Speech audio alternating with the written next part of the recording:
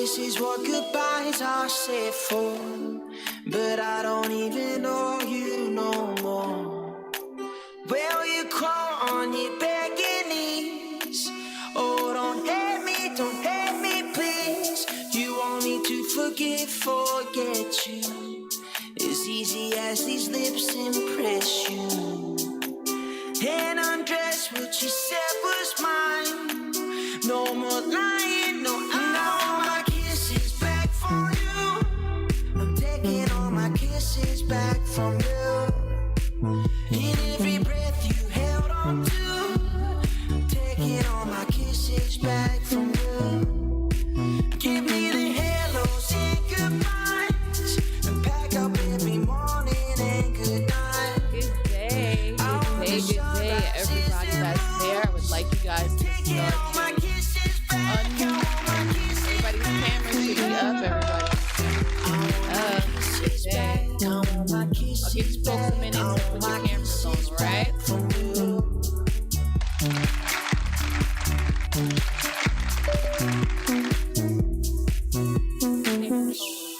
All the sweet enough things I said, where your legs would cross me in bed.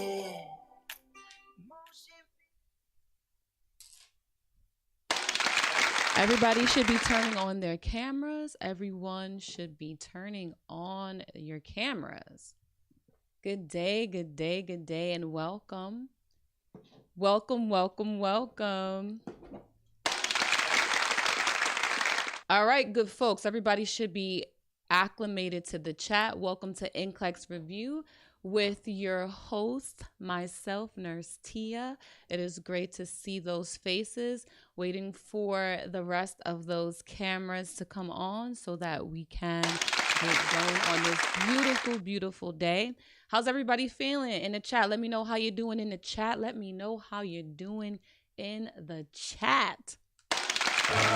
made it another day. You guys feel free to unmute yourselves as well. Everybody good on the chat? Everyone knows how to utilize that chat. Katia's got it. Good day.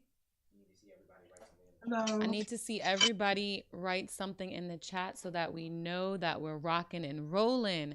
Everyone, make sure that you're dropping something in the chat so I know that you've got it and you're acclimated.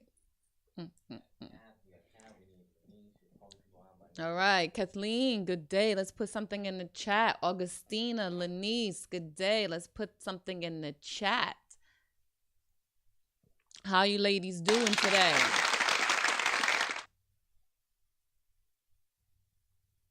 All right, Kathleen is rolling. Lenice is rolling.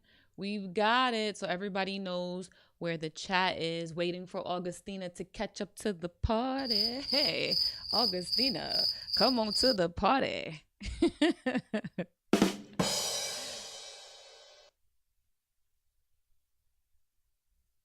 In the chat, did everybody have something to drink? Oh, look at that. Augustina made it. Everybody is good on the chat. Good job, good people. Good job. So again, I'm just going to ask you all really quickly to make sure we're rolling on the chat. Everybody just drop what you had for breakfast this morning. What did you good folks eat for breakfast this morning? We're trying to stay hydrated and we're trying to stay nutritional. It's early, y'all. It's early.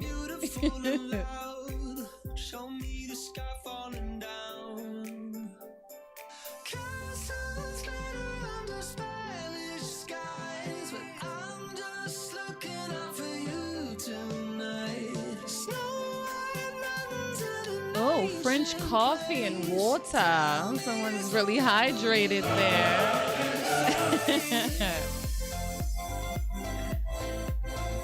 Everybody's just a little bit of coffee, cafe au latte. What do you take in your coffee? Does anybody just take black coffee? Because if so, which diet would you be able to drink it from? Which diet allows for black coffee?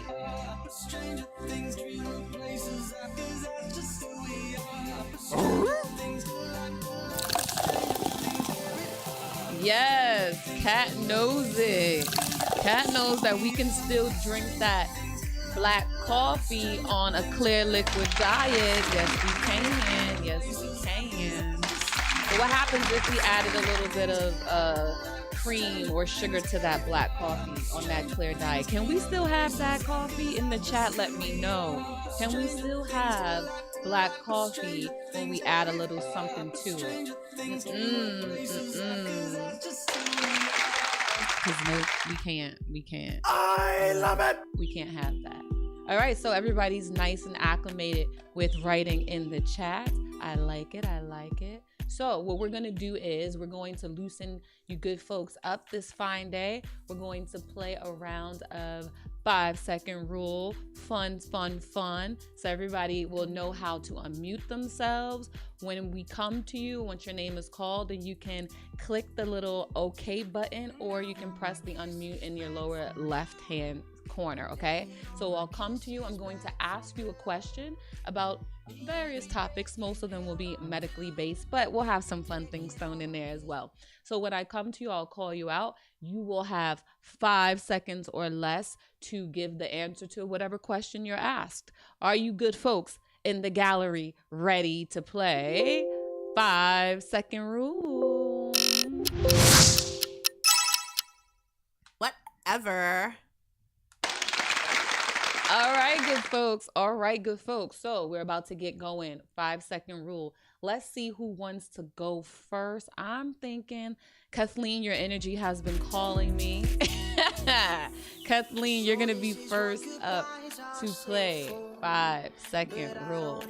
Good day to you, Kathleen. I can't hear you. I see your mouth moving, but we can't hear you. Kathleen. Check the microphone for speaker settings. Are your speaker settings for audio? Say something, because I don't think you're muted. You click the arrow on the bottom left. Do you see it? Where it says mute. That upward arrow where it says mute. Can you hear me now? Oh, yes, we made it. We can hear you. How you doing? Okay. All right. So if you have two devices, just make sure that one of them has no. All right, there you go. Look at that. All right, Kathleen. So are you ready for your 5-second rule question? Yes. All right. In 5 seconds or less, I need you to tell me 3 things that you would wear when it's raining. Go. Umbrella, wetsuit, and boots. Kathleen, you're going to wear a whole wetsuit out in the rain. I love it. Kathleen is not playing with the rain. She does not want her hair to get wet. Okay, moving on. I'm going to go to Lanice in the gallery. Lanice in the gallery. Unmute yourself, Lanice. Great day. Lanice, if you have multiple devices on, just make sure one is muted, because there will be a delay. How you doing? I'm okay at work this morning. Oh, gotcha. All right, Lanice. So 5-second rule question for you. In 5 seconds or less, I need you to give me 3 things that the average person has in their home to clean a wound. 3 things that people have in the house to clean a wound. Go. They have gauze, they have ointment, and they have alcohol. That works. I'm going to open it up for you good folks in the gallery. In the chat, you can put your answers in. Give me 3 things that people have in their homes that they can use to clean a wound. All right? In the chat, let's go gallery. Answer it in the chat.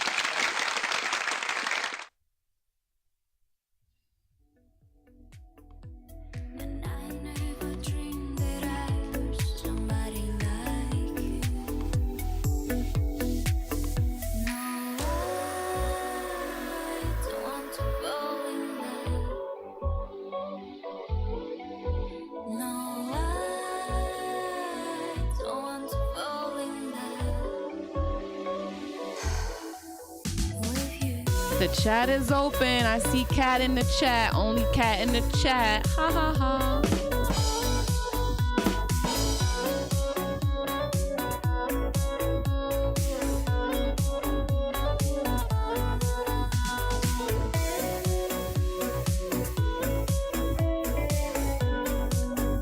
Peroxide, gauze, water. It works. It works. What else you got?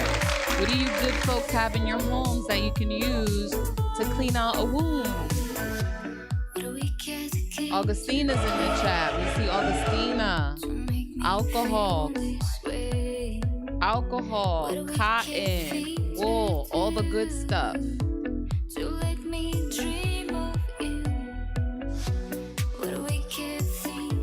All right, who's missing from the chat? Lanice is missing in the chat. I see you.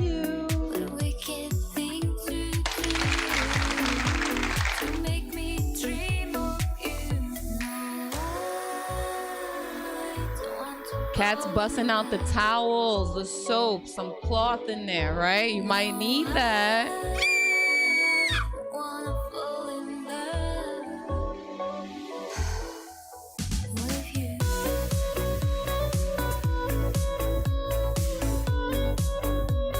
Lanice, we're bleeding out. We're bleeding to death, waiting. Our wounds need tending. We got cotton, we got gauzes, we got peroxide, cotton swabs. Good deal, good deal, good deal. All right, good folks. Good deal. That was a good round of 5-second rule. You guys did really well. So everyone should be nice and acclimated with the chat so we know what we got to do if we need to get active in that chat. So as we continue on or begin with today's our NCLEX review, which will be on RN delegation, just again, there'll be some moments throughout this course where you'll be asked to participate in the chat, at which time you all should know exactly how to do that. Yay. All right, so RN delegation is where we're at today. What does it mean to delegate? What does delegation mean? You folks could feel free to unmute yourselves to answer that question, or to give. Oh, go ahead. It's kind of like to tell people what to do. I want you to do this, letting people know what they're that they're able to do. This is your chore. This is what we need from you.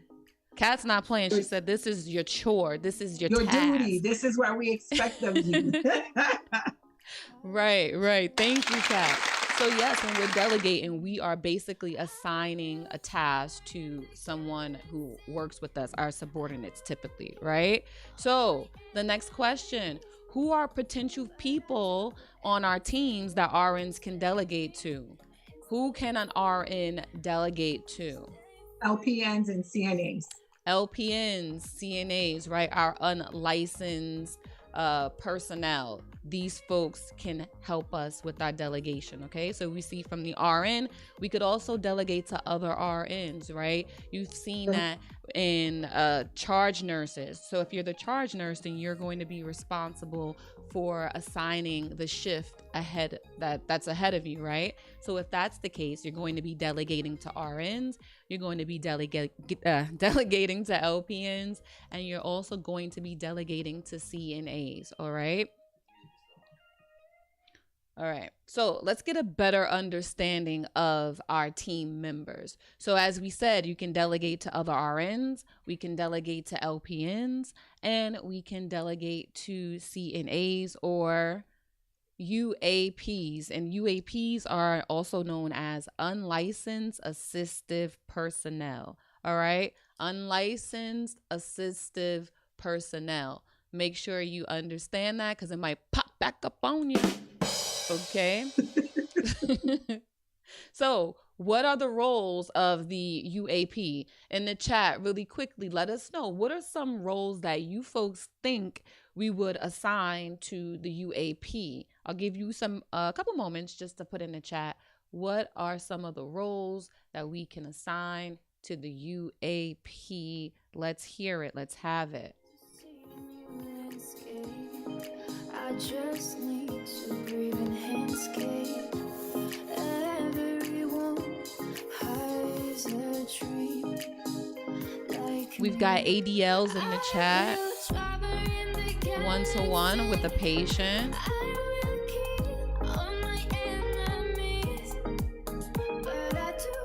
Kathleen, if a patient is to be one-to-one, any specifics about what types of patients that we could assign to a UAP for a one-to-one? Can we just put any old patient with them? No. No. So think about that, right? Usually it was a person that's either agitated, that you want to make sure that they're prone to falling, that sometimes we have somebody sitting with them, make sure they're safe. Okay, so that we'll get into more specifics, but yes, you can have a UAP sit and monitor a patient for safety measures. That is something that we can do. Take blood pressure. Yes, Lanice, that was along the lines of something that we could have the UAP do. All right, good job, folks. So let's really jump in and see what is it that we could potentially have our UAP, unlicensed assistive personnel, do. So the role of the UAP underneath the supervision of the RN, these tasks that they're doing are going to be supervised by the registered nurse. These folks, the UAP, cannot delegate duties to anybody else. They can't tell another UAP to do something that the RN asked of them, okay? So the duties that they're able to actually perform, that's going to be dependent on whatever the protocol is for that specific state, all right? So we know that the states are typically who and what dictates the protocols and the descriptions of the things that certain licenses or unlicensed individuals are able to do, okay? They determine our scope of practice. So in some states, the CNAs can take some classes and they can become certified to do other things outside of just the vital signs and things of that nature. So once that happens, if the state allows, then the UAP would be able to check for blood sugars. They can also draw blood. They can do EKGs, etc. So again, those tasks will be determined by the specific state and what the allowances are underneath those states' protocols, okay? So if we dive in a little bit deeper to the actual duties of the UAP, that means that we can allow them to do things such as ambulating the patients, they can turn the patients, bathing, they can do INO stuff, but that is not to include IV fluids. So they're not going to be adding how much of an IV fluid medication the patient has been getting. What they can do is monitor how much oral intake that the patient has had, if the patient has any vomiting, if it's in like an emesis basin or something that you can measure the exact output, they can write that down on that INO sheet. They can also keep track of anything out via Foley catheter. If they're monitoring things of that nature, you can do that. If the patient has a bowel movement, they're able to say that the patient had this bowel movement, how many times they went, etc. All right. So again, they're able to monitor the intake and the output, excluding IV fluids. Also, they're able to help out with feeding. But even with that, there's some parameters, because if you have a patient that just had a CVA, a cerebral vascular accident, then what would you have them, would you have the UAP be the first person that's doing feeding on this patient? No. No. So if the patient is stable, but maybe they've had a stroke 3 years ago and they're still having some dysphagia, some difficulty with their swallowing, the UAP may still be an appropriate staff member to delegate that task to, right? If you had a patient that had a stroke, maybe they have some hemiparesis, some weakness on one side of the body, their dominant side, and they're having trouble feeding themselves. That's something that we would be able to have the UAP do, all right? Everybody follow? Everybody with me? Yes. Okay. So we're going to be able to assign mouth care. They're able to do oral care, helping with brushing the teeth, exactly what it sounds like. Toileting is a task that they are able to do. They can also do some basic ostomy care, all right? But again, if the patient is post-op, they just had a fresh ostomy place, the RN should be the one that is doing the assessment and doing the ostomy care, okay? So if it's a longer term situation, then typically the UAP is clear and fine to do the ostomy care. The RN should also know if this person that they're assigning this task to do is able to do it. Because just because you're on this unit doesn't mean that the individual is familiar with the task. And so always know that whatever you're delegating, you as the nurse are still responsible for completing that task and making sure that it's done correctly. So you do want to make sure that the staff that you are delegating to, that they are able and willing to do whatever it is that you're asking of them. Everybody got that? Okay, all right. So your UAP, they can do linen changes. They can do vital signs. If that patient is unstable, you should be doing your own vital signs.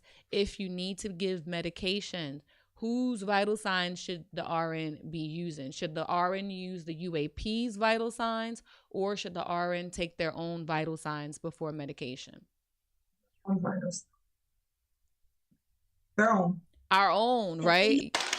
We're taking our own vital signs. Okay, so whenever you're going to give medication, you should be taking a fresh set of vitals right before you're about to administer anyway, all right? Because this is what you're giving it for. You need to have a baseline of how the patient was presenting before you started to do any intervention, and that is a medication, right? So before you introduce a medication that will potentially alter the vital signs, let's say it's a blood pressure medication, you're going to alter the cardiac output.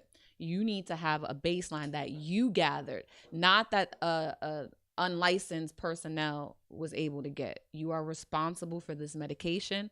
You are responsible for the action. And so, yes, you are the one that is taking the vital signs. Good job, good folks. All right. So the UAP is also able to weigh the patients. All right. These folks do not give medications at all. They do not perform any invasive procedures. So your UAP should not be given enemas. They should not be inserting Foley catheters. None of that stuff should be happening. Okay. So if you see it in any of your facilities and you got your UAP helping out with the nurses, I don't want to hear it. Don't say nothing. It's illegal. Report it. Okay. All right. It's not a joke. It's a serious joke. Don't do it. All right. So also, do not delegate tasks that involve unstable patients to the UAP, as we previously mentioned. Okay.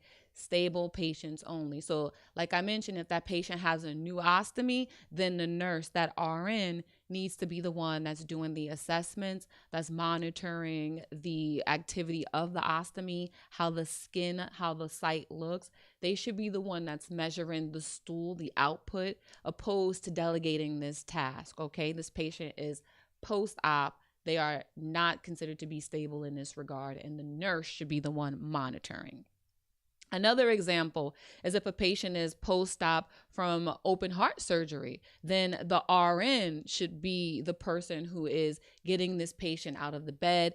The RN should be the one that's ambulating this patient for the first time, because we don't know what can happen to this patient in this new state of being, right? This patient is post-op. There could be any changes in orthostatic hypertension when they're getting up. They could have a sudden quick drop in their blood pressure, things that the UAP would not be adequately trained to handle. So you want to make sure that the RN is the person who is doing all of these things post-operatively, all right? So when you're taking your boards and you go sit for your NCLEX, there may be some questions that are, well, there'll definitely be some questions that are going to be asking you about delegation. And you may have a question that says, oh, this client just came from surgery 2 days ago and now they're going to be ambulating. Who would you delegate this to? Would you say, oh, I'll let my CNA be the one to ambulate this patient? No, you're not going to say that, because why? Is this patient a stable patient post-operatively? No, this patient is not stable. The patient is not stable. And again, you're trying to mitigate these unforeseen situations that could occur. So in the event that something goes wrong with this patient, you want to make sure that someone who is adequately trained to assess and then also to implement some interventions is there. So that should be a task for the RN. Yay. All right, so that's pretty much what the role and the duties of the UAP consist of. So what's next on the food chain, good people? Who do you good folks think is next up after the UAP for the RN to potentially delegate to? LPN. The LPN, right? So you got those basic ADL type duties, you know, that you can delegate to the UAP, but now we have the LPN. So good folks, in the chat, I would like for you folks to jot down some of the tasks that you think you would be able to delegate to your LPN. What are some things that LPN could help you guys out with on your units?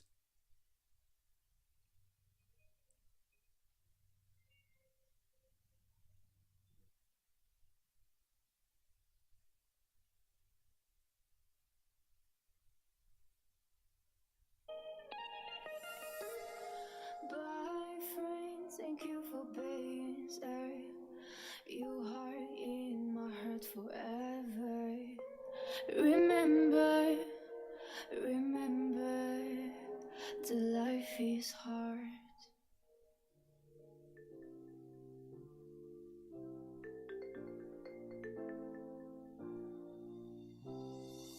Captured effortlessly, that's the way it was. Happened so naturally, I did not know it was love. The next thing I felt was you, holding me close. What was I gonna do? I let myself go. And now we're flying through the stars. I hope this night will last forever. Oh, oh, oh, oh. Ain't nobody loves me better. Makes me happy, makes me feel this way. Ain't nobody loves me better than you.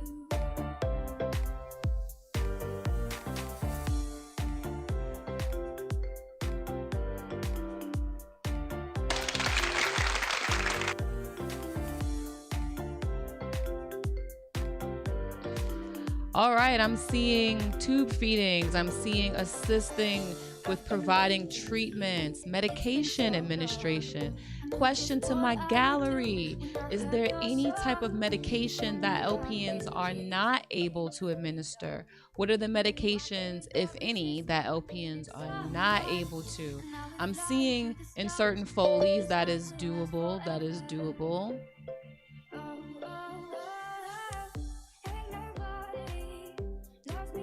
Are you folks hydrated? Are we hydrated?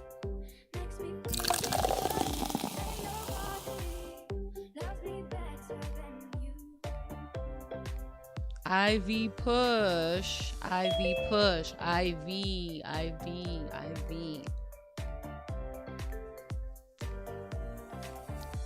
Cats on a roll. I love it. All right, good folks. Wrapping up. Okay, so great job. So let us dive in to what the role of the LPN is. All right, the LPN is the licensed practical nurse. Okay, so the role in some states, the LPN can delegate tasks to the UAP. All right. This is not the case in all states. It is not the case in all states. So the duties that the LPN performs, it really depends on the specifics of the state. So we talked about that, right? State protocols dictate what the scope of practice will be for each specific job role. All right. And so again, that LPN role or duties, it can change based on whatever the state protocols are. When it comes down to duties, these LPNs that we have on our team that are going to be assisting us, they can gather information and data for us. They do not, however, analyze or make the final decisions based on those findings, okay? That would be the job of the RN. The LPN can perform some routine procedures. They can do the ostomy care. As someone mentioned in the chat, they can do Foley catheter insertions. They are able to perform wound care, and they do check our blood glucose levels for our patients. These are assessments that they are able to do, or tasks rather, that we're able to delegate to them. But again, they're not going to be analyzing the findings. They need to report those things to the RN for further assessment. Okay, good folks, we got that? All right. All right. So that gathered data that the LPNs are going to be collecting for us when they're assessing the patients that they're having, that is going to help the RN complete the full assessment. So the comprehensive, that head to toe nursing assessment that gets done on, let's say you have a new patient admitted to your unit, the RN is going to be the one that does that full, complete head to toe assessment. You'll have the LPN that can do some focused assessments, which means we already did a head to toe. We know what's happening with this patient. We looked at all systems, and maybe this patient is now, they have an active ostomy. So we can let the LPN go and assess the belly, see if the ostomy is putting out. Do they hear bowel sounds? Are they hypoactive? Things of that nature. Then the RN would have to go in and further assess to make sure that there's nothing going on that we don't want to have go on. So again, the RN is going to be in charge of doing the full out assessments, but LPNs can do some focal assessments. All right. So a couple of examples. So an example of this would be that the LPN is able to listen to the lung sounds, the bowel sounds, heart sounds, but again, they're making that information known to the RN. The RN is the one who will make the final determination of what the plan would be moving forward. The RN is the one that's going to be doing the care planning and the actual nursing diagnoses part of everything. All right. We're following. Everybody's here. Okay. So the LPN is going to be reporting to an RN or either a MD. So always, as we're making our plans and our assignments for the day for our shifts, always make sure that we're assigning patients who are stable. These patients should be predictable. We should know that, okay, for patient Jones, only thing this guy needs is a little bit of assistance ambulating to the bathroom. You know, he'll need his medications, the same daily meds that he's been taking, you know, run of the mill. You don't expect anything out of the ordinary to happen with these types of patients. You are not going to be assigning your pre-op patients. Oh, this patient's going to surgery in the morning or sometime during this shift. Let me give it to the LPN. No, the RN should be the one that is taking care of the unstable patients. If they're not as predictable, that should go to the RN. Okay. So if these patients don't require any invasive procedures at the bedside, that's a person that you can send to the LPN. All right. If it's not a new admission or if this client does not require any discharge teaching, then yeah, that person can be assigned to the LPN. Everybody with me so far? Yes. Yes. If you folks have any questions, of course, feel free to drop it in the chat because I got my eye on all of y'all. I got my eye on you. Okay. So everybody in agreement here, we know that we are not going to be assigning new admissions or discharges to the LPN. And why do we think that is? Why are we not assigning new admissions or patients that we're discharging to the LPN? What do you folks think? Let me hear it in the chat. Let me hear what you folks have in the chat.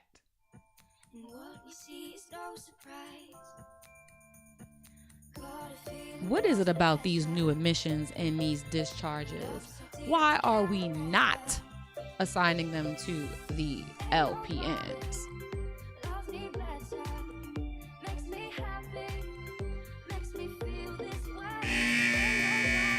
Y'all still got time. I just wanted to see who was on their toes. Kat says we want to have a baseline. But at the time of discharge, will we not have a baseline by then, right? I like the way you're thinking. That's the beginning stuff, head to toe. But there's something specific that they both have in common. why are we not assigning the new admission and the discharge to the LPN?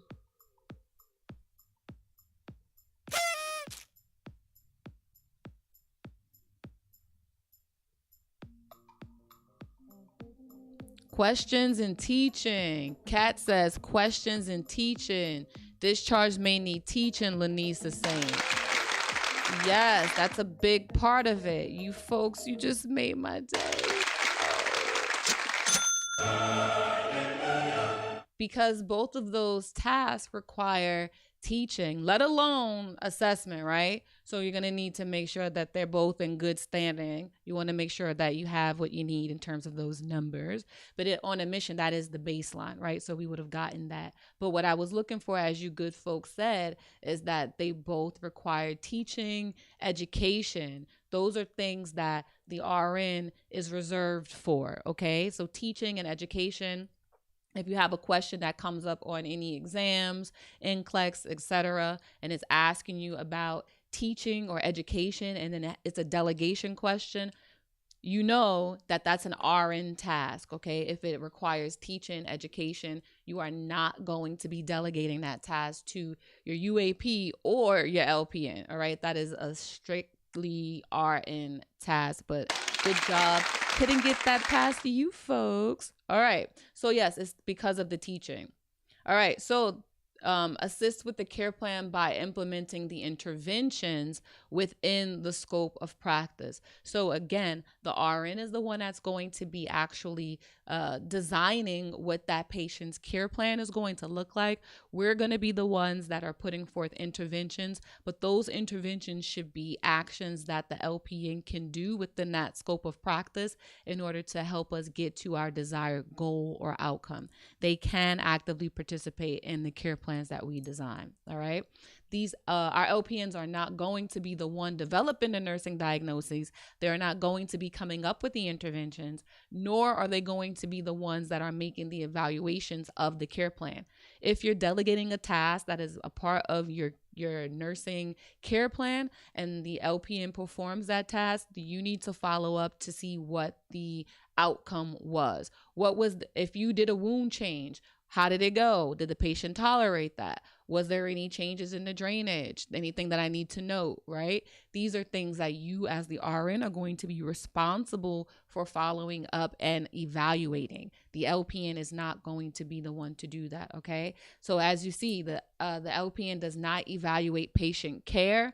They do not teach, nor do they assess. These are always RN tasks. So again, if you happen to see that on a test or in the NCLEX and it's asking you about that, it should stand out like a red flag for you, because LPNs are not going to be teaching, assessing, or evaluating. That is an RN only task. Okay, folks? Another thing, it was said in the chat. Good job to you guys. You are on a roll this fine day. The LPN does not give blood transfusions, nor will they give any blood products, all right? No blood transfusions, no blood products. When you have to confirm and do your 2 nurse checks for any blood products, it has to be 2 RNs, RN to RN. Those are the only people that are able to do all of the checks when administering blood products. Everybody got that?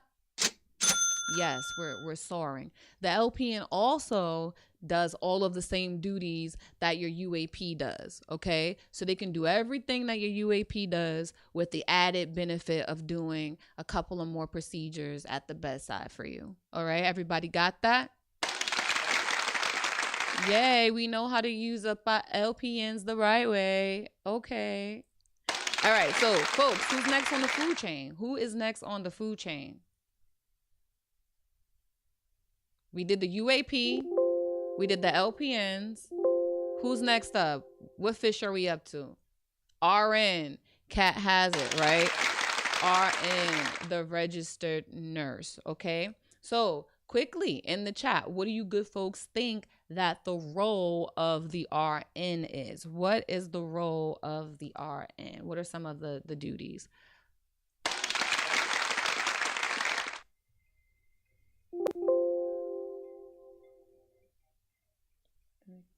It keeps kicking me off.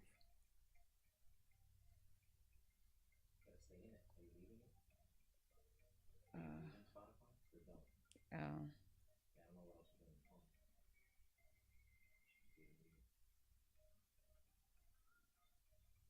I'm trying to get back to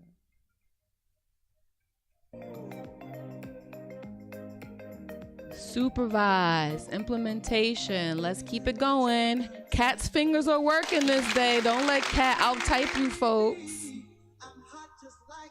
Don't let it happen.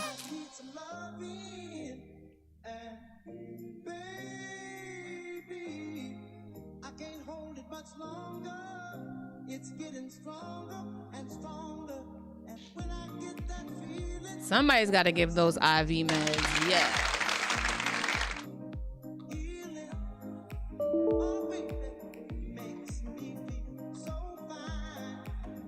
We got blood transfusions.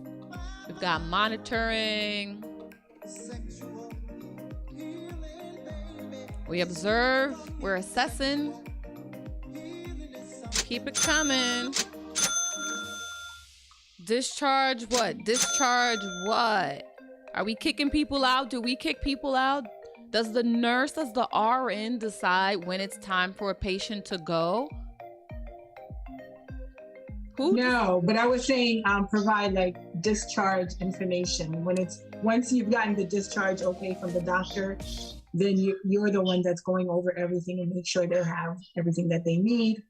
That kind of thing. So yes, we are doing discharge education. And what else are we doing in regards to discharge? Making sure that they have their meds,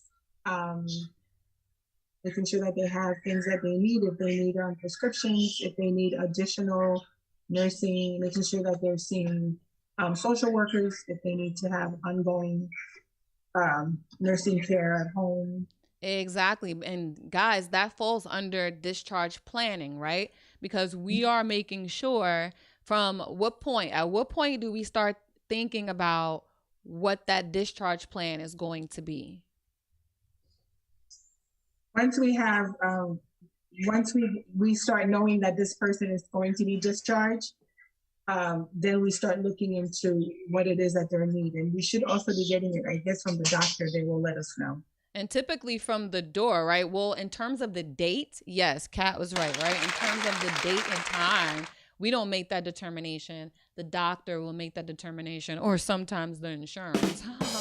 But the doctor will ultimately make the determination of when it's best suitable for the patient to be discharged.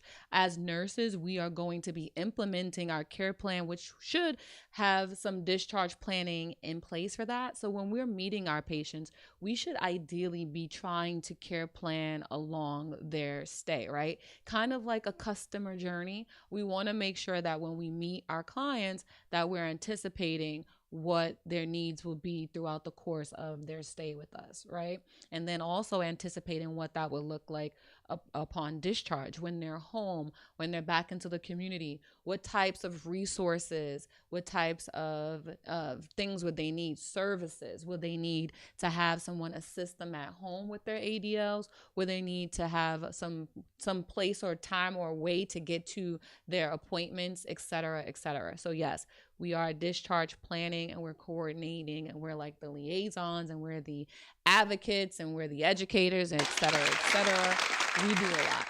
So let's dive a little bit deeper into the specifics of the roles and duties of the registered nurse, this lovely coveted title that everyone is aspiring to. It's great. It feels great on the other side. It feels really good to be an RN. And you folks will likely be here soon. Can't wait to have you. All right, so here we go.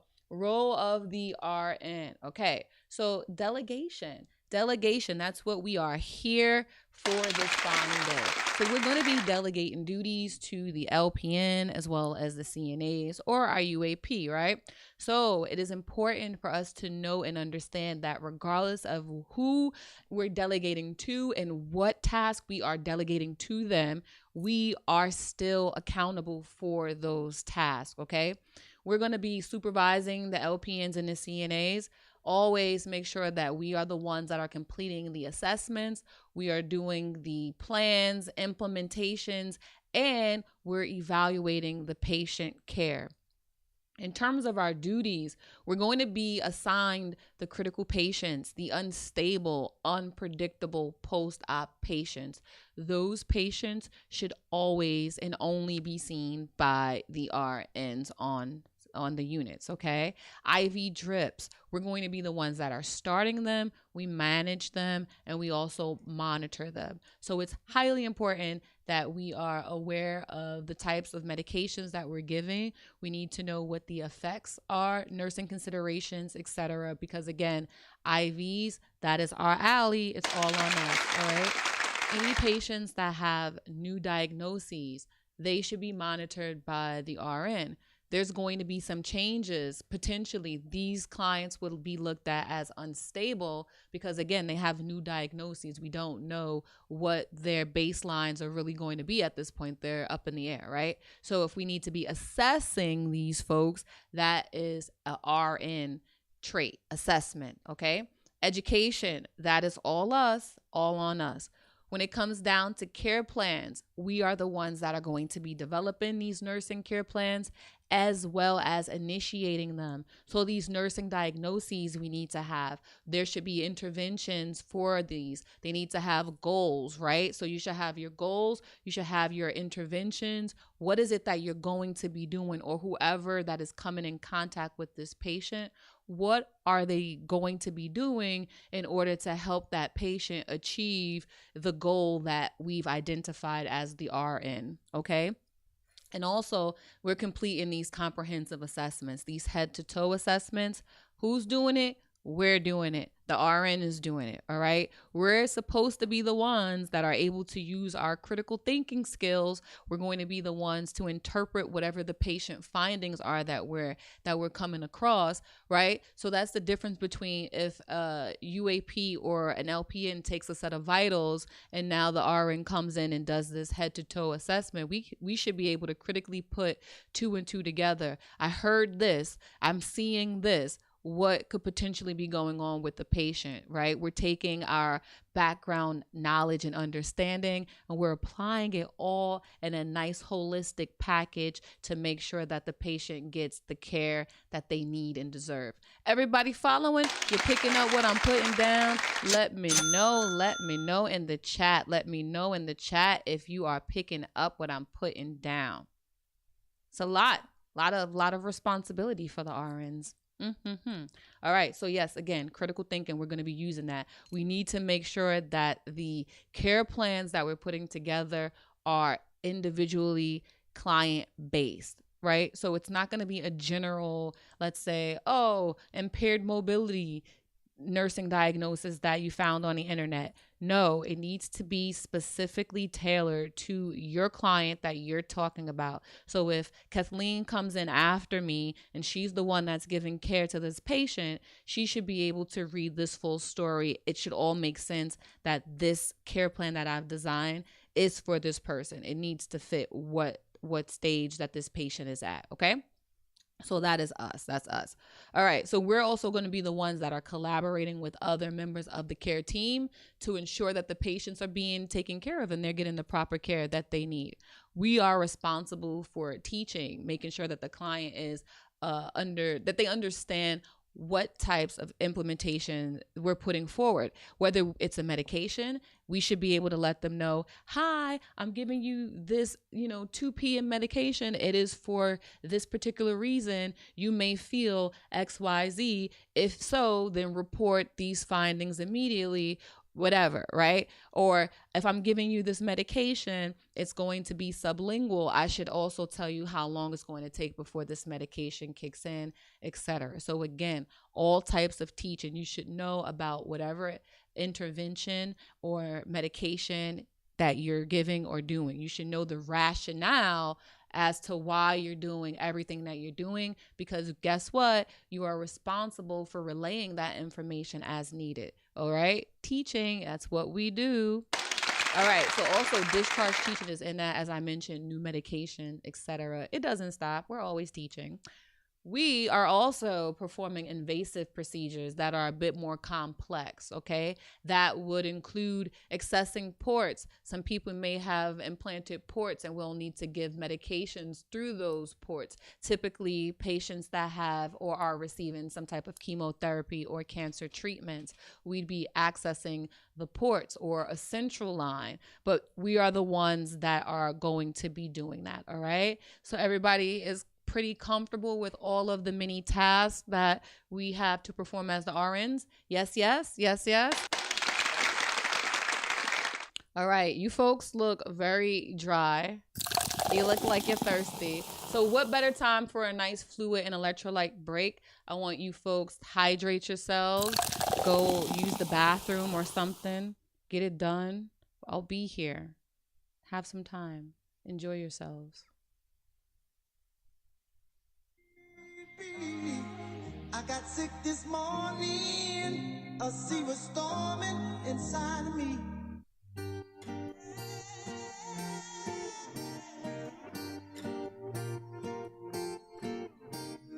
We were in love with the sun. We were in love. Good folks, we are on a fluid and electrolyte break. I just wanted to let you know we'll be back in 5 minutes. And by 5 this time, I mean a good 5. I give you 5 this time. All right, enjoy. Our troubles all on the rocks. Our troubles all on the rocks. Filling our plastic cups. Down by the riverside, we spent those long hot nights until the sky turned blue. When I spent the summer on you.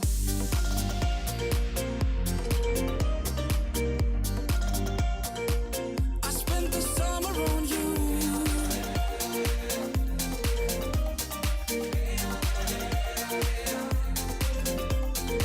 When I spent the summer on you. Most things in life ain't free. Most things in life ain't free, but you were all that I need. My feet down in the sand, you took the watch from my hand and said it's no more use. When I spent the summer on you, we were in love with the sun.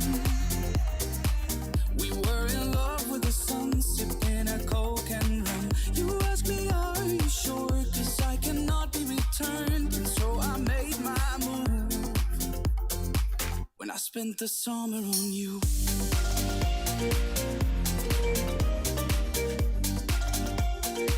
When I spent the summer on you.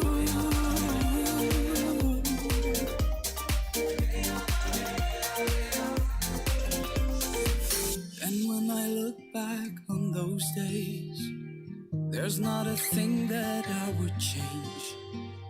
So when the year is through, I'll be right here to spend the summer on you.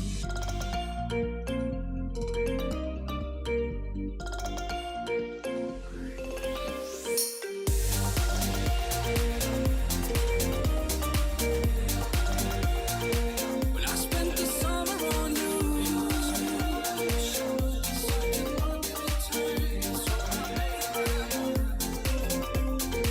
When I spent the summer on you.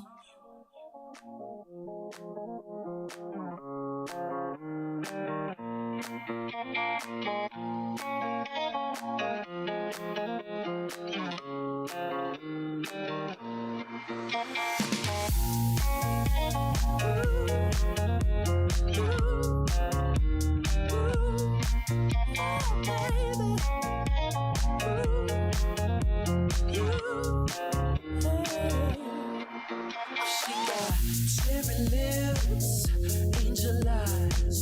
She knows exactly how to tantalize. She's out to get you, danger by design. Cold-blooded vixen, she don't compromise. She's something mystical in colored lights. So far from typical, but take my advice. Before you play with fire, do think twice. And if you get burned, don't be surprised. Lifted, drifting higher than the ceiling. Ooh, baby, it's the ultimate feeling. You got me lifted, feeling so gifted. Sugar, how you get so fly? Sugar, sugar, how you get so fly? Ooh, sugar, how you get so fly? Say, sugar, sugar, how you get so fly? Ooh, sugar, how you get so fly?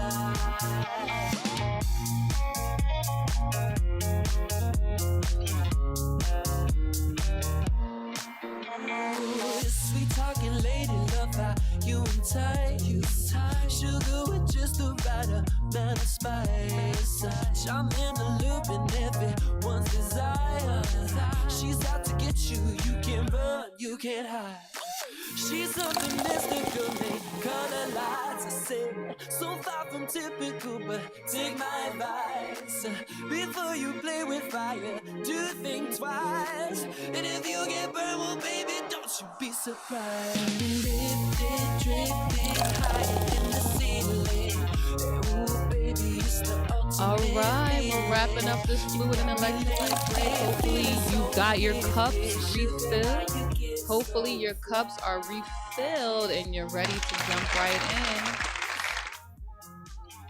All right, good folks. How's your drinks? Everybody is nice and hydrated. Is everybody nice and hydrated? Yeah. All right. So let's jump back in. Now we're going to learn the 5 rights of delegation, 5 rights of nursing delegation. Okay. So these are some things that you folks need to know, and it will help you in determining how, when, why you're going to be delegating. All right, good folks. Are we ready to jump in? All right. Right task. Okay. So as the nurse, we need to make sure we can actually delegate this task in question. All right. Is this task within the scope of practice for us to be able to delegate it to the LPN or the CNA? Is this something that only us as an RN should and can be able to do? So we need to make sure that whatever it is that we're delegating, that it doesn't require critical thinking, it doesn't require assessment, it does not require planning, evaluation, or teaching. Because if it requires any of those things, then guess what? We should not be delegating it. Okay, all right. Next one, the right circumstance.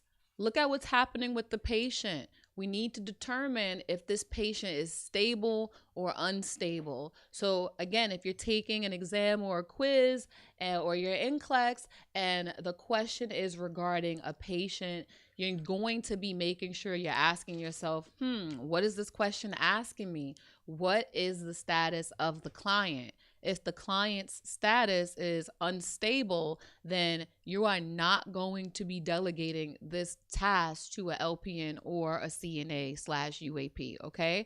If this client is unstable, it's an RN situation, so it's not the right circumstance to be delegating to somebody else, all right? So if that patient is unstable, again, we are always going to be doing that task ourselves. That is a task that is not to be delegated. So never delegate an unstable patient. So you're going to be assessing the workload of whoever it is that you're trying to delegate to. This is more so in real life, real time. When you're on your units, you're making up your assignments, make sure that you're assessing the workload that these good folks already have, okay? If they're stretched to their capacity and you know that it's going to be a lot for them to do this particular task, do not delegate that task to that person, all right? Because guess what? If this person has 1,000 things on their to-do list and you're adding something else there and they can't get to it, who is responsible for this task? You are still responsible for this task. And so you're only going to shoot yourself in the foot if you just try to dump everybody off on your LPN, or you try to dump them off on the person who floated to your floor. That's not what we're going to do, right? We're going to be fair, because at the end of the day, we need to make sure that these things get done. It is still our responsibility. which moves us forward to the right person. Are we asking somebody who has shown us that they're able to complete these tasks the way that we're needing it to be done? Because again, just because you have somebody on your unit and maybe they're LPN or they're a CNA does not mean that they're able to complete the task that you need them to complete. So you should be confident that the person that you're asking to do something is actually able to do the thing that you need done with some competency. And there's nothing wrong with you going with them as the RN and actually observing them do the task the first time around. So now you have your baseline. You're able to say and know for yourself that this person has demonstrated competency. So you can move forward and feel confident moving on that you can delegate like tasks to this person and they should be able to complete it with ease, right? Because you saw them demonstrate it back to you. All right. That's the right person. All right. So again, if this person has never done the task before, you need to be there with them as they're doing it, because although they're the ones that need to be able to do it, you have to make sure that they're competent. It's still your responsibility. So next up, we have the right direction / right communication. And what that means is, are we being clear about what it is that we're asking these people to perform?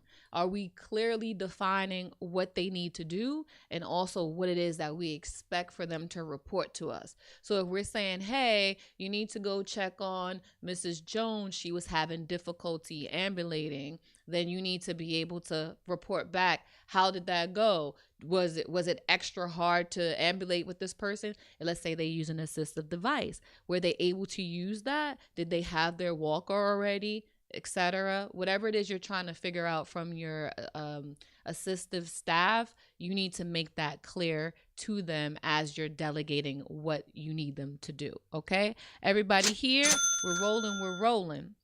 Next one, right supervision. Okay, always make sure that we're following up. We're supposed to evaluate and we're going to be supervising exactly how these tasks were performed.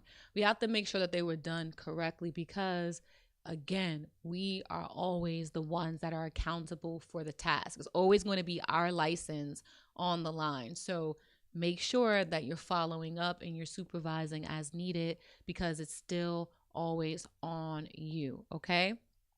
Another thing to remember, the person who received that delegated task, they cannot then go delegate that to someone else. This is not Uno. You cannot stack the cards, all right? So if let's say if Kimmy if Kimmy's the RN on the floor and she delegates a task to Lanice because Lanice is the LPN on the floor, Lanice can't then go to Augustina and tell Augustina to do the thing that Kimmy already assigned to Lanice. Does everybody follow that? So the RN, Kimmy in this case, would have been the one to assign that task to Lanice. Lanice then has to do what it was that Kimmy assigned to her within her scope of practice. All right. Augustina would be off the hook because Lanice can't tell her what to do in this case. Okay. All right. So UAP, they cannot delegate. Only the RNs can. So although you may see some people on floors and units and in the nursing homes, and you got that one CNA who's the boss of everybody, or so she thinks, right? And she goes and she's telling everybody, go feed this person and you go do this and you go do that. Guess what? She's not doing that up in here because UAPs cannot delegate. All right. So make sure that you know that. Also note that in most states, LPNs, they are able to delegate to the UAP, but this may not be the case in all states. It is important that you check your state's Board of Nursing rules and your facilities protocols to know whether or not you're able to delegate as an LPN to UAP, all right? Because otherwise you're just going to look like that bossy CNA anyway. Okay. So here's another quick trick and tip for you folks. Whenever you're being asked about a delegation question, does this task require tape? If so, do not delegate it. And you guys are like, what is tape? What is tape? You didn't tell me what that was. Like, what? ever. I'm going to let you know what tape is, okay? It's something that you're going to hold dear. So make sure you have your paper and your pens. You're keeping track of things and taking notes, all right? This is going to be easy. Ready? Are we ready for tape? I will unveil it. Tape, teaching, assessment, planning, evaluation. If whatever that task is requires any of those ingredients, then guess what?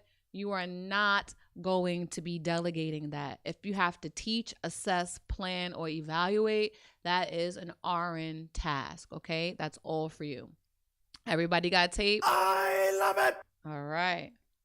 So, moments to not delegate. So you're going to, when you're taking tests, you're going to avoid options that deal with assessment. Again, that's a part of tape, right? That's the A in the tape. If there's assessments, we are not going to delegate that. If the patient is critical or requires you to really understand what that disease process is, we are not going to delegate that. If the patient requires any education, or if you have to evaluate their level of understanding, that is education and that's evaluation, right? That has tape in it to me, and we're not going to be delegating that to anybody. This is going to be an RN situation, all right? I feel like you good folks are comfortable and confident with this whole process. Are we ready to dive in to have some questions going? Yes, yes, yes. I love it. All right, so here's the first one. Let's see if we had our thinking caps on. Let's dive in. All right, I'm going to read the question. I'm going to give you folks a good minute or so to actually answer the questions. Feel free to drop your selections in the chat. All right, so you are making the patient assignments for the next shift. On your unit, there are 3 LPNs, 2 RNs, and 2 nursing assistants. Which patients will you assign to the LPNs? I want you good folks to select all that applies, okay? We're selecting all that applies here. So you guys have a 68-year-old male patient who is expected to be discharged home with an IV antibiotic therapy. B, 25-year-old female patient newly admitted with diabetic ketoacidosis. C, 75-year-old male patient with dementia who has an ileostomy and scheduled tube feedings.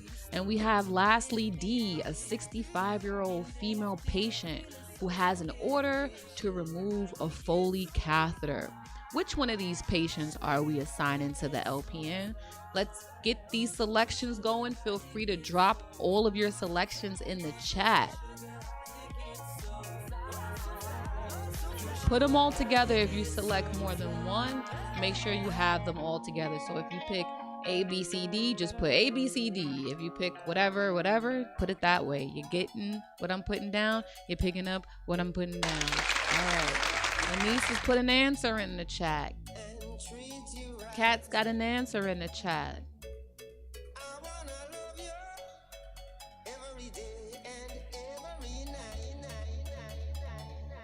Kimmy, what are you thinking? Augustina, what are you thinking? I'm waiting. Oh, Augustina came through. She put an answer in there. Let's go. It's D. I'm having trouble with my PC. That's why. Oh, no worries. As long as you're there, Yeah, you're tuned in. It's All right. I'm trying to put the answer.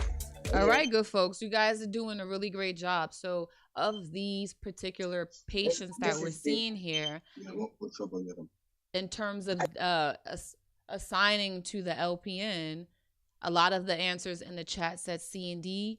A 75-year-old male patient with dementia who has an ileostomy and scheduled tube feedings, as well as a 65-year-old female patient who has an order to remove the Foley catheter. C and D is the correct answer, okay? So option A and B, these patients would be for the RN. Everybody see that these patients are unstable patients, right? So these would be the ones that would be taken by the RN, and the patients shown in C and D would be suitable for the LPN. Great job with you folks. Looks like you got it. Let's try out another one. All right, so as the registered nurse, which task below should you not delegate to the LPN? All right, so we have performing an assessment on a new admission. We have collecting a urine sample from an indwelling Foley catheter. We have educating a patient about how to monitor for side effects associated with warfarin. Oh, I think I skipped one. Developing a plan of care for a patient who is admitted with Guillain-Barré syndrome.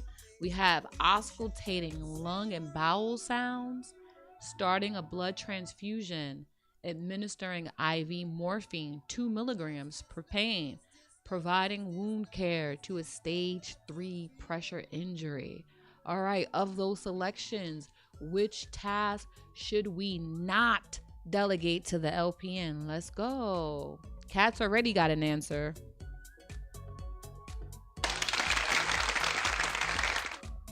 Kat's working for an MVP today, okay? Who's gonna top it? Who's gonna top it? Kadisha's in the chat. Lanice is in the chat.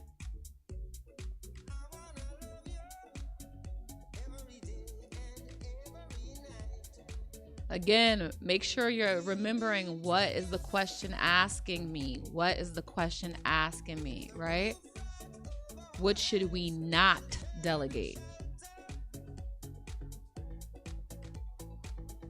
I'll wait for one more answer in the chat and then we'll jump right on in.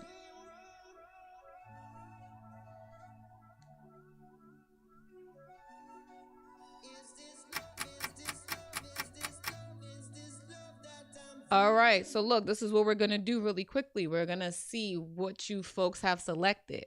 Most of you have A, C, I see B, F, and G. I think someone took that out. Let's see if anybody else says B.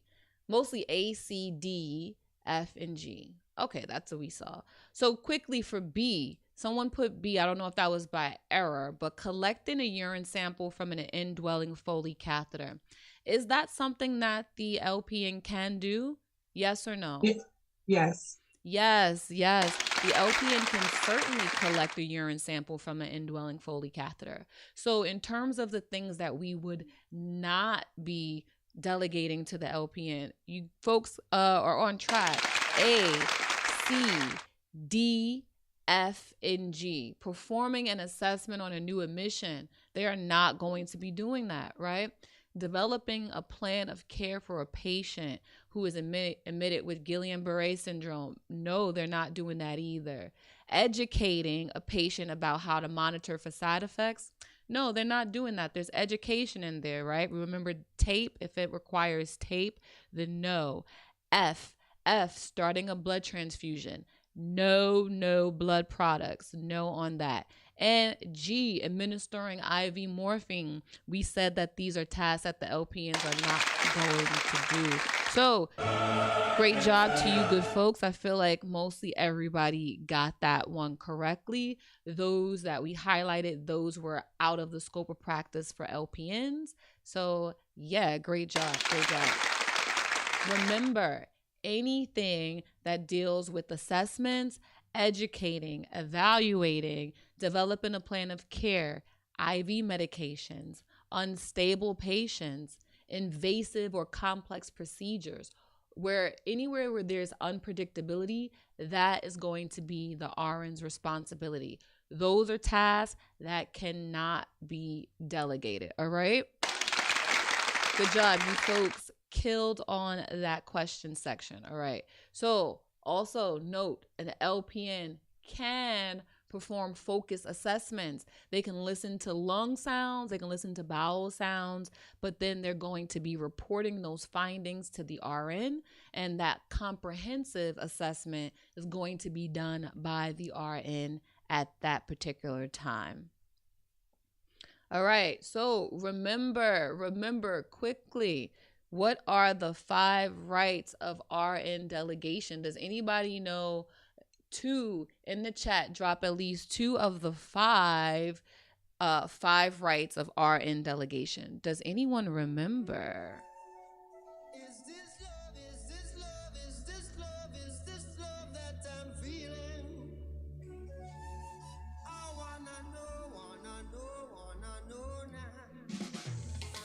Yes, I think it's right for supervision. Right? Put it in the chat, Augustina. You could put two Find the together. chat. Okay. I like your What? enthusiasm. I like your enthusiasm. Let's see. We got right task, right person. We got right supervision, right direction or communication. All right, you folks seem to be remembering some of them, right? Here we go. Here we go. This is what we've got. We've got the right person. We've got the right circumstance, right task, right communication or direction, right evaluation, supervision. Were the client's goals or needs met? That is for us to be evaluating at the end of it all. Once we've selected that person and told them what we needed them to do, we need to be able to evaluate that the patient's needs were actually met. All right. So when we think about the right task, we need to be making sure that it's within the scope of practice for that personnel. We're going to make sure that they're able to establish a sequence of steps, that there's predictable outcome. We don't want any surprises with these patients. They should be as stable as the sky is blue. Okay. Right circumstance, again, we make sure that there's not going to be complex, that we have adequate staffing and that the resources are where we need it to be in order for everything to go over smoothly. Right person, making sure that just because this person is a UAP, that they know what it is that we need them to be doing. They got to have the appropriate knowledge. They need to have the skills as well as the ability to actually get the task completed. Right direction, right communication. Are we, as the nurses, able to provide clear instructions? Do we include specific client concerns? Is there anything about Mrs. Jones specifically that we would need this UAP to know while we're assigning them to do a specific task? Do they need to know that Ms. Jones gets a little crazy and she has a mean right hook and she is combative? She will punch you in the face. We need to let them know while we are communicating these things for these tasks, okay? Clear instructions. Right supervision, monitor, evaluate. We're going to intervene as needed. Make sure that you are aware that, again, who's responsible for all of this stuff? The RN. The RN is responsible, okay? So the R in the RN not only stands for registered, it stands for responsibility because it's all going to fall on you, okay? Take a minute, sit with this. I'll keep it up here, but we'll take a nice little fluid and electrolyte break. By 5, I mean take 3. We'll take 3 minutes, hydrate yourself. Take a look at this slide. I'll keep it up on the screen for you folks for a little minute, but take a couple of minutes to hydrate yourselves. We'll be back in about 3 minutes.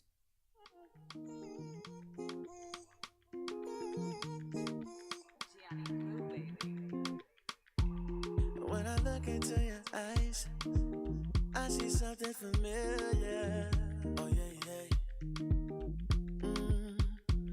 The sensation in your eyes feels like it's drawing me nearer.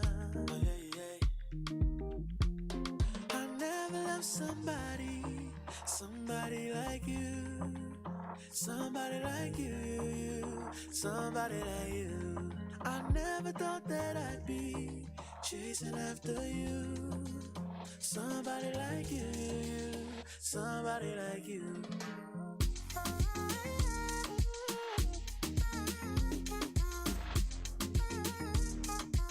Somebody like you.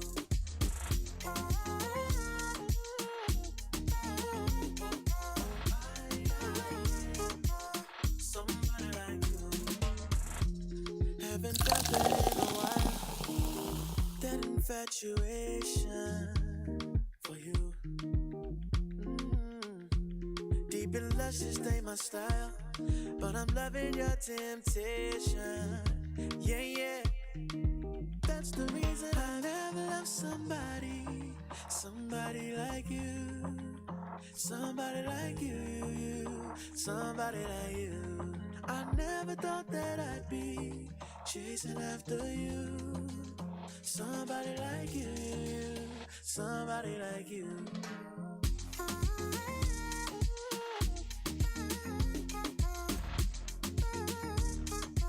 Somebody like you.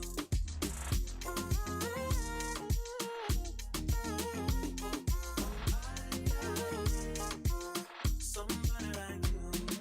Beauty and brains, you got it.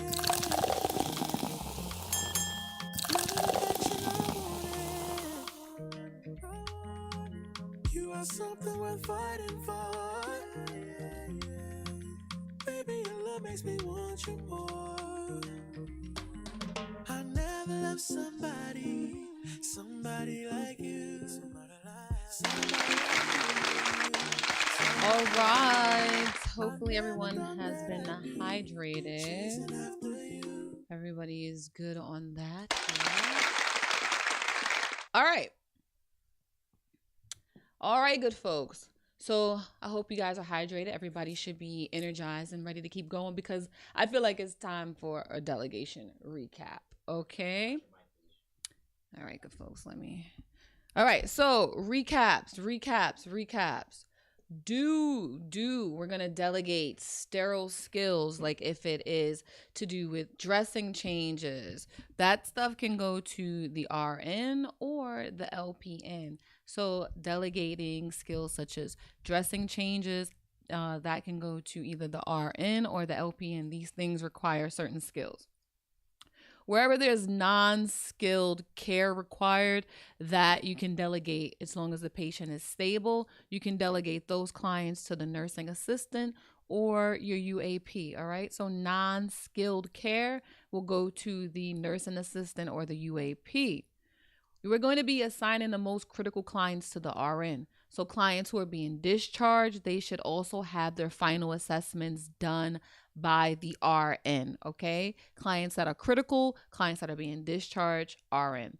That LPN, they can monitor clients that are having IV therapy. It's already in place. They can jot down what the fluid intake would be for these particular clients. We can insert urinary catheters, feeding tubes they can also apply restraints typically, all right?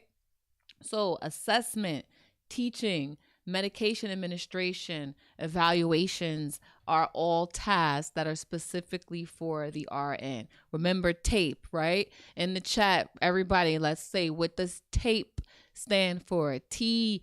TAPE. Let me know in the chat if you are on point and you remember. All right. So again, unstable patients, they are not to be delegated to any unlicensed assistive personnel. I'm still waiting for TAPE in the chat, people. Let me see it. What does TAPE mean in the chat? Really quickly. Teaching, assessment, planning, evaluation. Kat is blowing people out of the water today with her Twitter fingers. She must be on a roll. Spends a lot of time on that cell phone. Ha ha ha. All right, good folks. Yes, TAPE. Teaching, assessment, planning, evaluation. So if it requires any of these things, if you see it on your test, all you have to do is ask, what is this question asking me? You're going to break down whatever that task is saying, and you're going to be like, is this a requirement of teaching? Is this an assessment? Do I need to plan? Is there an evaluation? Because that's going to let you know that this is something that is exclusively for you, the RN, not a task that you're going to be delegating. Something fun I got planned for you folks. Game time. All right. So we're going to play a quick little game. And this is a game that I like to call Would You Delegate? All right. Would you delegate? So with this, I'm going to be putting up a scenario, and you good folks will put in the chat, or feel free to unmute yourself and just say whether this particular task in question would be for a UAP or an LPN or an RN, okay? So again, would you delegate? The do's and don'ts of delegation? You'll see a particular task, and then we'll see who would be able to do it. So let's see. Cooling measures for a patient with a temperature of 104 degrees. Would you delegate this client. Would you delegate this client that needed cooling measures? Patient has a temperature of 104 degrees. Kat's in the chat. She's beating everybody in the chat. Nursing assistant. Kathleen says no. Augustina verbally, I'm sure I heard that voice. She said no, right? Good job. So you guys got the vibe of what we're doing here, okay? Playing this quick little game. Rapid fire. Next one. Educating a patient about components of a soft diet. Are we delegating this task? Kat, oh, another one. Quick in the chat. Ka-ching. Twitter fingers is on a roll today. Let's see. Lenise says no. Kadisha says no. Kat says no. Exactly. We would not be delegating that task. It had education in it. That means tape, right? Tape. Next one. Feeding a patient with swallowing precautions. They're a high risk of choking after having a CVA. Are we going to be delegating this patient? What do we have? Is that for new or for old? Are we delegating this patient? Kadisha, I don't know if you said no for this one or the one before. Kimmy says no. Kadisha, yes. Okay, you said no for this one. Kadisha says no. Let's see. I love it. No, we are not going to be delegating that particular client. All right. Next one. Ostomy care. Are we going to be delegating a patient who requires some ostomy care? What do you folks think? Kat's in it. Twitter fingers is here. She's back. Twitter fingers says yes, aka Kat. We got that. All right, what are you good folks thinking? Kadisha says yes. Kimmy says yes. All right. Yes, we are going to be doing that. We can with special training, right? We only said that if the client is post-op with a new ostomy, we would not be delegating that task because guess what? That is an RN situation. It's a new patient. There's some instability there, right? And it requires more education with that. All right, you guys did great.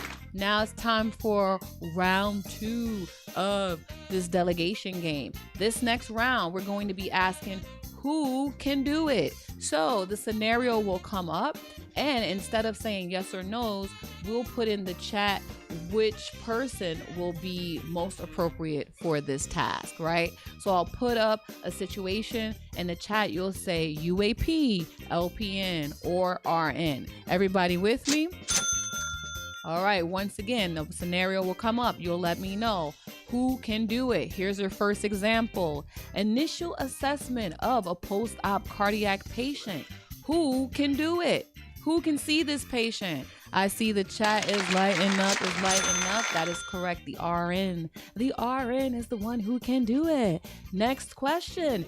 Emptying, measuring, and recording Foley catheter output. Who can do it? Who would you assign this to? Would it be the UAP? Would it be the LPN or the RN? What do we have here? Who can do it? I see LPN. I see UAP, LPN. Kadisha says LPN. Think about it.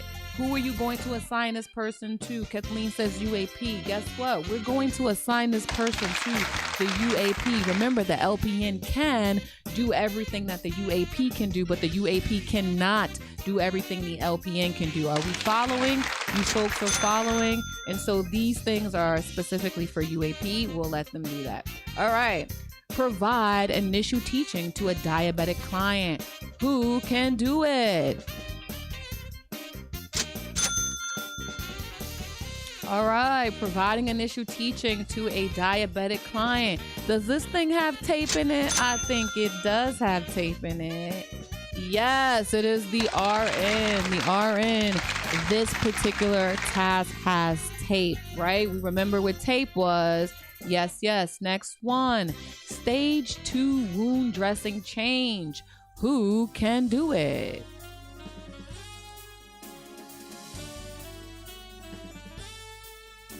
I see RN, LPN, RN, LPN, RN. Stage 2 wound dressing change. We can delegate that. Stage 2 wound dressing change to the LPN. The LPN can do that. All right, next one. Feeding a client with swallowing difficulties. Ooh, who can do it? Who can do it? Oh, that ticker looks crazy. Feeding a client with swallowing difficulties. Who can do it? All right, we got the LPN, RN, LPN, RN. We can let the LPN do that. The LPN can feed the client with difficulty swallowing, okay? We didn't specify if it was anything that was acute. If the patient is acute and has some type of issue, if it's a new diagnosis, then we will not delegate that to the LPN. We as the RN will keep this patient, but typically if a patient has difficulty swallowing, it is fine for us to delegate that to the LPN, all right? Next one. Bathing a client with left side weakness for 3 years. It's been going on times 3 years. Bathing a client with left side weakness times 3 years. Who can do it? Oh yeah, the chat is lighting up. Ka-ching, ka-ching, ka-ching, ka-ching. We've got UAP. I see some LPN in there. This is something that we can assign to the UAP, to the UAP, to the UAP. Great job, good folks. Great job, good folks. And that concludes our game for this portion. Who can do it? Did you guys like that delegation game? Was that fun for you, good folks? Yeah. All right, so you guys rocked and rolled it. I feel like you know delegation like the back of your hands. So what better way to see how well we retain that information than to do a nice little review evaluation? You know, I love a good evaluation, right? All right, good folks. So this is the moment we've all been waiting for. There will be a poll that pops up on your screens. This poll will be asking you some multiple choice questions regarding what we've talked about today. Your NCLEX review RN delegation.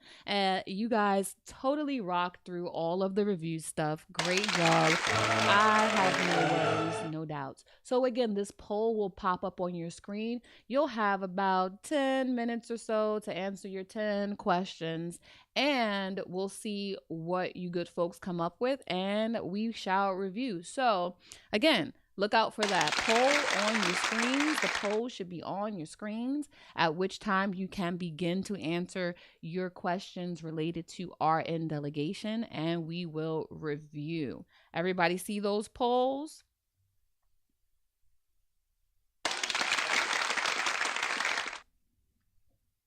Enjoy the vibes, enjoy the tunes.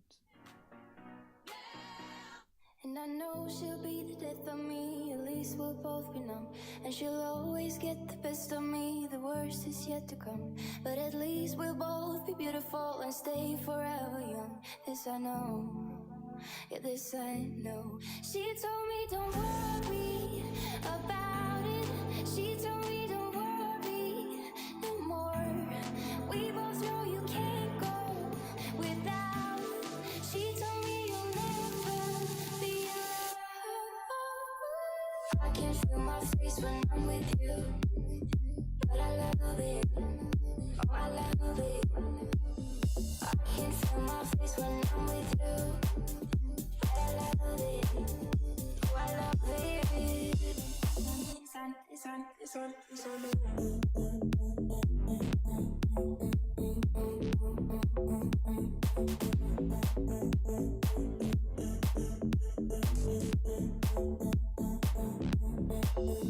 And I know she'll be the death of me, at least we're both numb. And she'll always get the best of me, the worst is yet to come. All the misery was necessary when we're deep in love. Yes, I know, yeah, girl, I know. She told me don't worry about it. She told me don't worry no more. We both know we can't go without it. She told me you'll never be alone.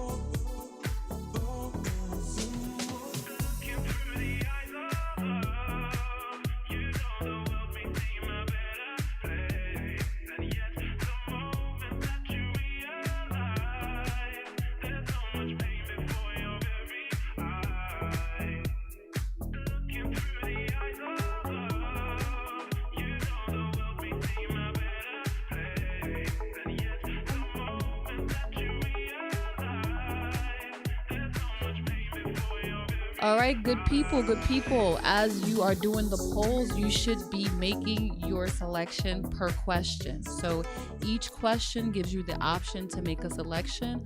Once you've entered in all of your options, you can then submit your poll all together, okay? So you're filling out the poll questions per option for each number. And then once you're done filling out all of the questions, you will submit your poll answers. All right, good folks?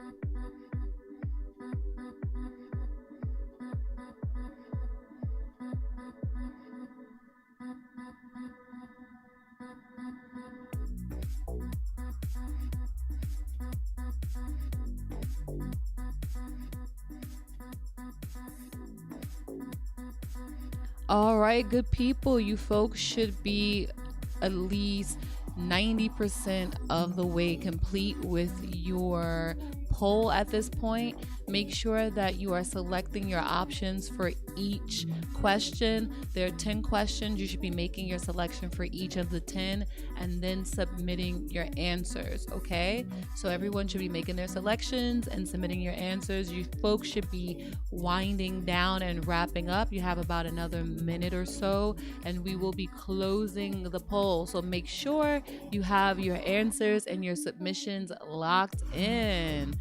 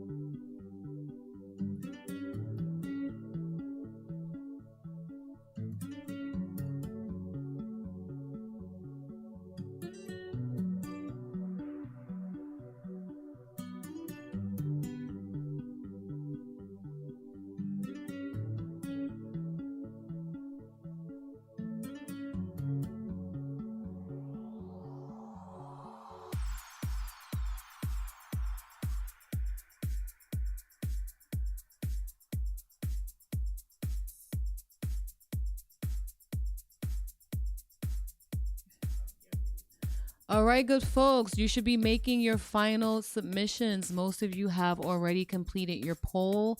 There are 2 more of you folks that have not completed your poll. Please make your submissions so that we can end the poll and move on to review. Again, 2 up. We got 1 person waiting for 1 person to make their final submissions, and then we can move on. It might be, all right. It could be a double. All right, good folks. So we're going to move on. We're going to move on and get into this review. All right, good people. Welcome back. How was that? How was that? Yay, fun times. Fun times. Yeah.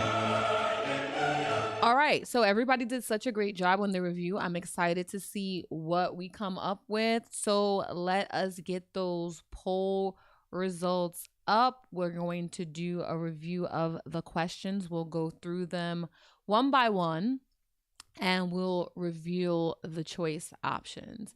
Just take a second. Let us make sure we have all of those poll results together. All right, so here we are. We find ourselves at the first question. You are the charge nurse. A client with chronic pain reports to you that the nurses have not been responding to requests for pain medication. What is your initial action? What is the initial action going to be? So the majority of you folks pick to perform a complete pain assessment on the client and take a pain history. All right. So with somebody who chose that selection, let me know. You can unmute yourself and let me know what the rationale was for that selection. Anyone who picked perform a complete pain assessment on the client, let me know what your rationale was. Feel free to unmute yourself.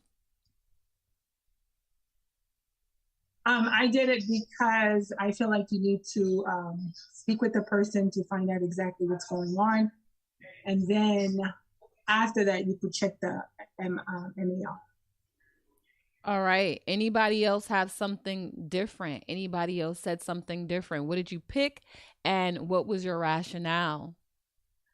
Yeah, before you administer medication, you have to assess. When somebody tell you that is having pain, you have to ask the person how is the pain, with the scale of the pain, how is it, where is it doing you? You have to assess first. Right. So Before what was your selection, Augustina? On that question, which one do you remember what your option was that you picked? assessing the person before complete assessment. The number 3, you picked perform a complete pain assessment, right? So Yes, again, yes. what is the question asking us? This question is related to delegation, right? So we're thinking about nursing delegation. This client that we had that was reporting chronic pain already has a nurse that was assigned to this particular patient. So the idea is that in this particular question, we are the charge nurse, right? Or something to that degree. So the idea, again, when we're asking what is the question asking me, it's basically asking, as the charge nurse, how would you go about rectifying the situation when you have a chronic pain client that is complaining that the nurses that they're dealing with were not being attentive. Okay, so that's what the question was asking us. So with that being said, the best answer for this particular question would have been choice to have a conference with the nurses responsible. Because if you're having patients, anybody who chose that, good job for you folks. Because again, it's a delegation question. So if the patient is having an issue with the nurses responding to their request, then initial action would be, we need to make sure that the nurses that are assigned to this patient are doing what they need to do. So we initially, as charge nurse, we're going to have a conference with those nurses responsible, and then they are going to be the ones that have to go and perform that pain assessment and actually administer that client's pain medication as requested. Everybody follow that? I didn't understand it as a delegation in that aspect. I understood it as initially. Right. So again, the question stated, you are charge nurse. You are the charge nurse. A client with chronic pain reports to you that the nurses have not been responding to requests for pain medication. So again, we are asking ourselves every time we look at the question, what is the question asking me? It doesn't say that the patient is saying, oh, I'm in pain right now or whatever. It doesn't even say that. It's basically saying to you that as the charge nurse, you have a client on your unit that's been having issues with the nurses in regards to their pain medication. So this client is complaining to you about the care that they've been receiving or not receiving. So again, don't miss out on what the question is asking you by not taking time to break it down, right? I always say, if you have 80 questions on the test, how many times should you be asking yourself, what is this question asking me? 80 times, because look how easily you guys just blew past what this question was asking. Everybody see that now? Kat, you see it now? I got it. All right, ladies. All right. Yes, I do. All right, good folks. All right. So we're moving on to question number 2. Question number 2. All right. You are caring for a patient with esophageal cancer. Which task could be delegated to the UAP? And we're selecting one of them that we picked. There's a tie. Oh, look at that. We have a tie with assisting the patient with oral hygiene and initiating daily weighings. All right, so someone who picked initiating daily weighings, unmute yourself. Let me know your rationale.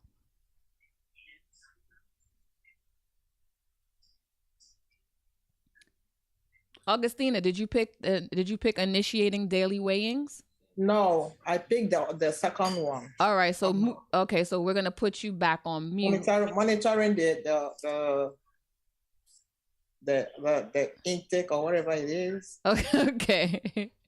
It's I chose most oral hygiene. Oral hygiene, right? So okay, so those folks will put you on the side, right? So the folks who pick assisting the patient with oral hygiene.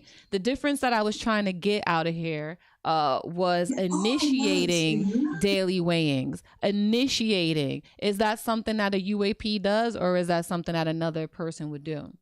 that would be a licensed person. Because you kinda Exactly. want, yeah. Initiating. So again, make That's sure the you're first time. right. Make sure you're reading everything carefully. What is being asked of you? Because initiating would not be something that the UAP does. They can do daily weights. If it just said daily weighing, then it would apply. But it said initiate. So that was a fluffer. That was a fluffer in there. Oh, so that's not the right answer. The right answer would be assisting the patient with oral hygiene. So Lenise was correct in that one, assisting the patient with oral hygiene. All right, good folks. Question number 3. What about observing okay. What? Observing the patient's response to feedings? What do you guys think that is? That would be an assessment. Is that not an assessment? Right. And what did we say?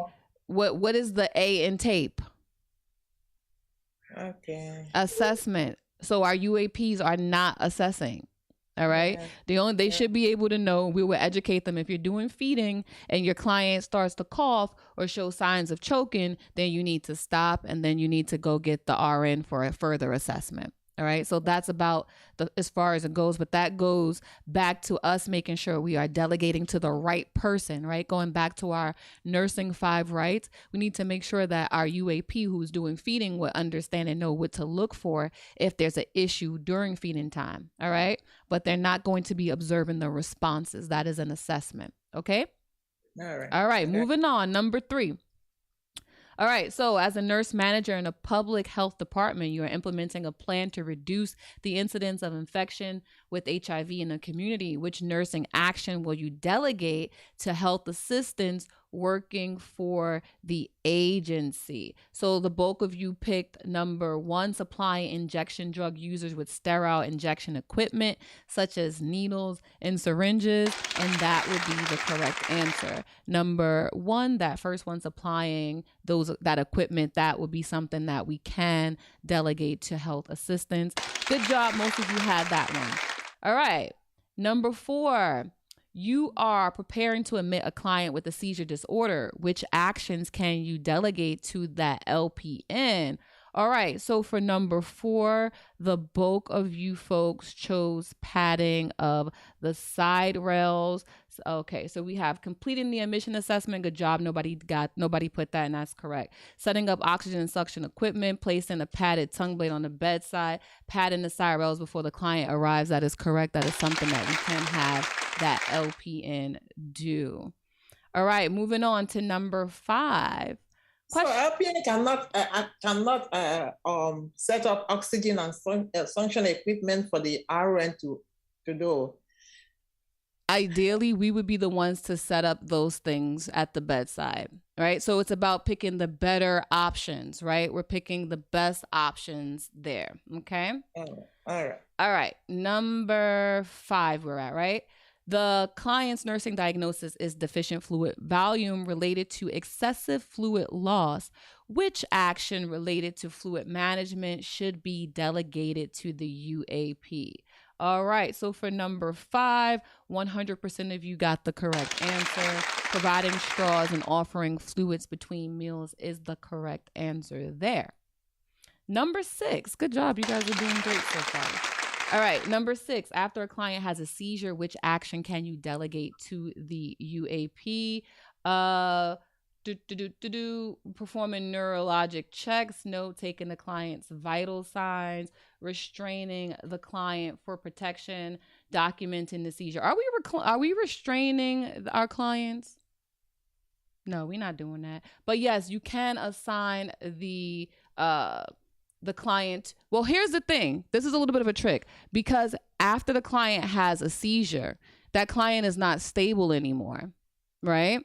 That client just had an episode. So the RN, we would want to be the ones to take this client's vital signs here. All right. So actually this question was like a trick and a fluke, because ideally you should want to be the one to take the vital signs. Of the options that are here, though, taking the vital signs is the best choice that are here, because everything else is either an assessment or notice. We're not going to be restraining the client. Okay. But understand that typically when there's a new situation, you would want to be the one to take the vital signs after there's been a change in the client status. Does everybody see that? So again, we're looking at the options and we're picking the best options, but that's just a sidebar. I wanted to make sure that I stated that for you good folks. All right. Because I think of the vital sign that is for the LPN or the nurse, RN to do that. Yes, they can do it. This is why I'm saying it is the correct answer. What I'm saying to you good folks, this is the correct answer, right? But what I'm saying is, on a personal note, if your client just had a change in status, right, it's the best answer for the selections that we have. Yes, we know that UAP are able to take vital signs. But what I'm saying to you folks as practicing RNs, if you're on your unit and your client just had a seizure, that would be a change in status. So ideally, you would want to be the one to take the vital signs for that client. Does that make sense, Augustina? You picking up what I'm putting down? It's the best answer. It's the best answer for what we have on this particular test question. But as practicing RNs, and we're critically thinking, if you're on your unit and you have the ability to take your own vital signs after there's a neural change, which is a seizure, right? There's a change in that patient's neurological status. So you should ideally want to take your own vital signs. All right. Everybody got that? Please say you're picking up what I'm putting down. We're picking it up. All right. All right. Let's move along. Moving on to number 7. You're initiating a nursing care plan for a patient with osteoporosis. All of the nursing interventions apply to the nursing diagnosis risk for falls. Which intervention should you delegate to the UAP? So most of you folks pick number 4, assisting the patient with ambulation to the bathroom and in the halls. That would be the best answer for number 7, is assisting that patient, what most of you guys selected. All right, next one, number 8. As a charge nurse, you're making assignments for the day shift. Which patient would you assign to the nurse who was floated from the post-anesthesia care unit, which is PACU, for the day? Which of these patients would you delegate? Most of you folks picked the 72-year-old with Paget's disease who has just returned from surgery for a total knee replacement, and that would be correct. You good folks got the right answer. This PACU nurse is fully equipped and aware of what to do with these types of patients, so it wouldn't be an issue. And yes, you would give that PACU post-op a patient who is just returned post-operatively from surgery. That makes sense. She's a PACU nurse doing a post-op patient. Good job. Number 9. We're going to number 9 now. Number 9, when a client is being prepared for a colonoscopy procedure, which task is most suitable to delegate to the UAP? An overwhelming amount of you good folks picked reinforcing nothing by mouth, that status to be about 8 hours before the procedure, and that is the correct answer. Good job on number 9. And last but certainly not least, we're going to number 10. An LPN/LVN's assessment of 2 diabetic patients reveal all of these findings. Which would you instruct the LPN to report immediately? And most of you good folks picked number 3. And guess what? That is the correct answer. Number 3 is what we're looking for, because if this client is showing signs of profuse perspiration, what do you folks think is happening to this diabetic patient? This patient is hypoglycemic, and so that is a cause for alarm, and the RN should be made aware, because we're going to have to intervene on this client's status. Great job, everybody. Great job. So that concludes our NCLEX review on RN delegation. Hopefully you good people now understand exactly what it is you'd be looking for delegating. That is a little bit of tape. Put some tape on it, right? If it requires any of those things, you are not going to be delegating. Recognize and remember that it's always going to be critical. Critical clients are going to be for the RN, and stable patients are who you want to delegate to your LPNs and your UAPs. So good folks, enjoy the rest of your day.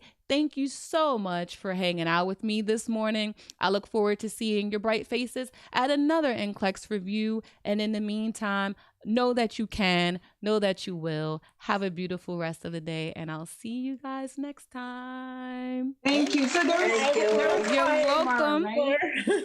We do have class tomorrow, right? Yes, Kat. Check your email. Bye, Kat. Okay.